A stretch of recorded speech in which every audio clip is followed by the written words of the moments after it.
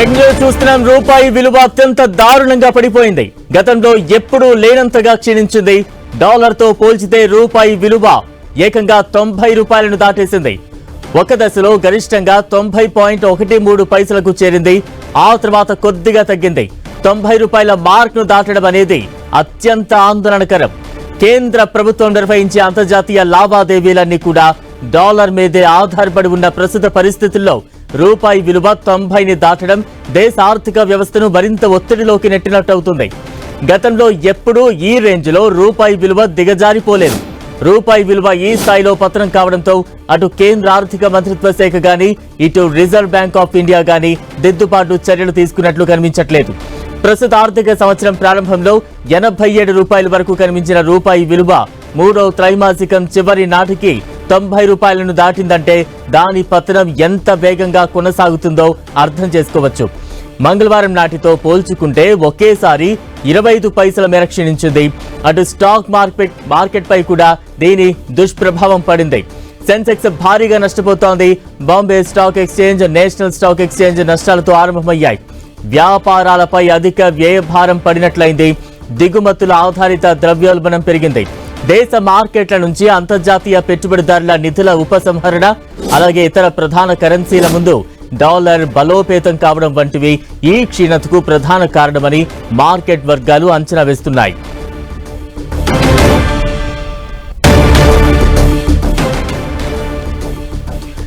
Breaking news చూస్తున్నాం. తొలిసారి all time కనిష్ట స్థాయికి రూపాయి విలువ పడిపోయిన బ్రేకింగ్ న్యూస్ మనం చూస్తూ ఉన్నాం. డాలర్తో పోలిస్తే రూపాయి మార్క్ విలువ 90 రూపాయలకు చేరుకుంది. దానికి సంబంధించిన బిగ్ బ్రేకింగ్ న్యూస్ చూస్తూ ఉన్నాం.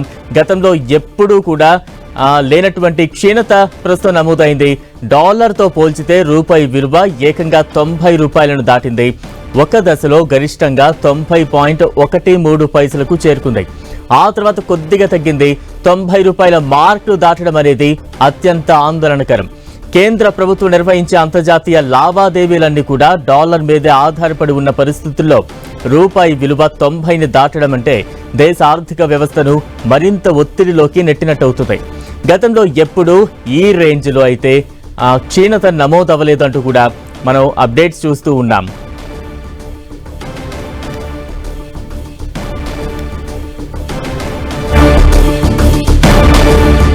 ఆల్ టైం కనిష్ట స్థాయికి రూపాయి విలువ పడిపోయిన బ్రేకింగ్ న్యూస్ మనం చూస్తూ ఉన్నాం. దీనిపై మరింత విశ్లేషణ అందించేందుకు మార్కెట్ అనలిస్ట్ క్రాంతి బత్ని గారు ప్రస్తుతం మనకు అందుబాటులో ఉన్నారు. క్రాంతి గారు నమస్తే అండి. నమస్తే అండి. రైట్, ఈ స్థాయిలో కనిష్ట స్థాయికి పడిపోవడానికి కారణాలేంటి? దీనికి దోహదం చేసిన అంశాలంటే ఏం చెప్తారు? ప్రథమంగా మనం చూసినట్లయితే రూపీ క్రమేపీ క్షీణిస్తూ ఉంటాం మనం చూస్తున్నాం. ఇప్పుడు ఆల్ టైం లో లెవెల్ కి రూపీ రావడం కూడా మనం చూస్తున్నాం. ప్రధానంగా దీనికి ప్రధాన కారణంగా చూస్తే foreign portfolio investors stock markets నుంచి ప్రతిరోజు ఇండియన్ మార్కెట్స్ నుంచి సెల్లింగ్ చేస్తూ ఉండటంతో డాలర్ కి బాగా డిమాండ్ పెరగటంతో ప్రస్తుతం రూపీ క్షీణిస్తూ వస్తుంది. అంతేకాకుండా కొంతవరకు లాస్ట్ 3-4 డేస్, లాస్ట్ 1 వీక్ లో కనుక చూసినట్లయితే ఏదైతే ఒక షార్ట్ పొజిషన్స్ అనే బిల్డప్ అయి ఉన్నాయో అవి కవర్ అవుతూ ఉండటంతో ప్రస్తుతం మనం రూపీ ఆల్ టైమ్ లో దిశగా ఉంటాం మనం చూస్తున్నాం. ఇది ప్రస్తుతం ఒక షార్ట్ టర్మ్ లో ఏ రకంగా నెక్స్ట్ 1-2 months లో ఉంటుందో చూడాలి. యుఎస్ మరియు ఇండియా ట్రేడ్ డీల్ డిలే కావటం కూడా ఒక రీజన్ కింద మనం చెప్పాలి. బత్రి గారు, అంటే ఈ ప్రభావంతో నష్టపోయే రంగాలంటే మన దేశానికి సంబంధించి ఏ రంగాలు ఉంటాయి? ఒకవేళ దీనివల్ల లాభపడే రంగాలు కూడా ఏమైనా ఉండొచ్చు అంటారా? డెఫినెట్ గా ఎక్స్పోర్ట్ కంపెనీస్ ఏదైతే విదేశీ మారక ద్రవ్యం అంటే ఎక్స్పోర్ట్ ఓరియంటెడ్ కంపెనీస్ ఉంటాయో ఆ కంపెనీస్ అన్నిటికీ సహజంగానే ఇది పాజిటివ్ అన్నమాట. బట్ నష్టపోయే రంగాలు కనుక చూసినట్లయితే ఏదైతే ఇంపోర్ట్ డిపెండెంట్ కంపెనీస్ ఉంటాయో అంటే బయట నుంచి వాళ్ళ యొక్క రా మెటీరియల్ ఇంపోర్ట్ చేసుకుంటూ ఉంటారో విదేశాల నుంచి, అటువంటి కంపెనీస్ కి ఒక మార్జిన్ ప్రెషర్ అనేది ఉంటుంది.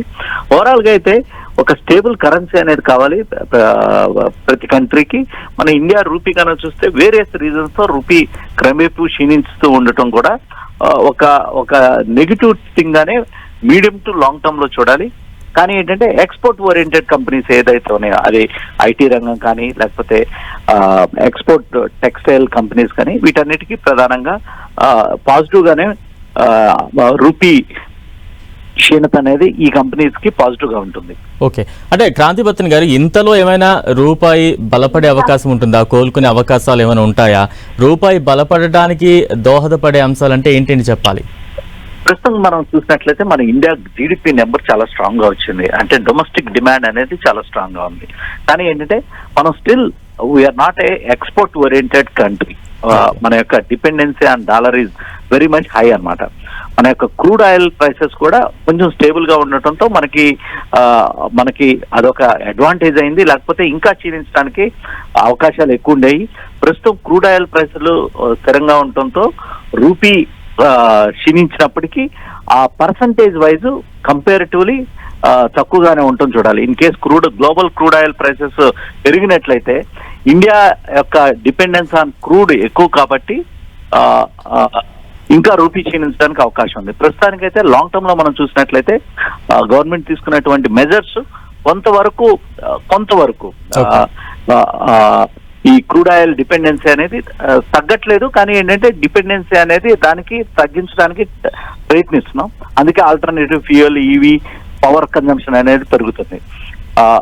మనం చూసినట్లయితే ఓవరాల్ గా రూపీ కనుక ఎప్రిషియేట్ అవ్వాలి అంటే ఎక్స్పోర్ట్ డిపెండెన్సీ పెరగాలి, ఇంపోర్ట్ డిపెండెన్సీ అనేది గణనీయంగా తగ్గాలి. అది ఇంపోర్ట్ డిపెండెన్సీ అంటే క్రూడే ప్రధానంగా ప్లే చేస్తుంది. ఓకే, అంటే మన దేశ ఆర్థిక రంగంపై దీని ప్రభావం ఏ స్థాయిలో కనిపిస్తూ ఉంది? ప్రస్తుతం స్టాక్ మార్కెట్ల మీద కావచ్చు, ఈ బంగారం, వెండి, వీటి ధరల మీద కావచ్చు, ఎటువంటి ప్రభావం ఎక్కువగా ఉంటుందంటారు? రూపీ గనక క్షీణించినట్లయితే నార్మల్ గానే బంగారపు, వెండి, ఎందుకంటే ఇవి ఇంపోర్టెడ్ ఓరియంటెడ్ కమోడిటీస్ కాబట్టి డెఫినెట్ గా వాటికి ప్రైసెస్ పెరగడానికి అవకాశం ఉంది. అది మనం చూస్తున్నాం కూడా. సో అందువల్లే బంగారం 100% మనం ఇంపోర్ట్ చేసుకుంటాం కాబట్టి బంగారం వచ్చేసేసి dollar denominated asset. Next rupee క్షీణించినప్పుడల్లా బంగారం ధరల్లో రేట్లు పెరగడానికి అయితే క్లియర్ కట్ అవకాశాలు ఎప్పుడు కనపడుతూ ఉంటాయి. ఓకే, థ్యాంక్ యూ క్రాంతిబత్రన్ గారు.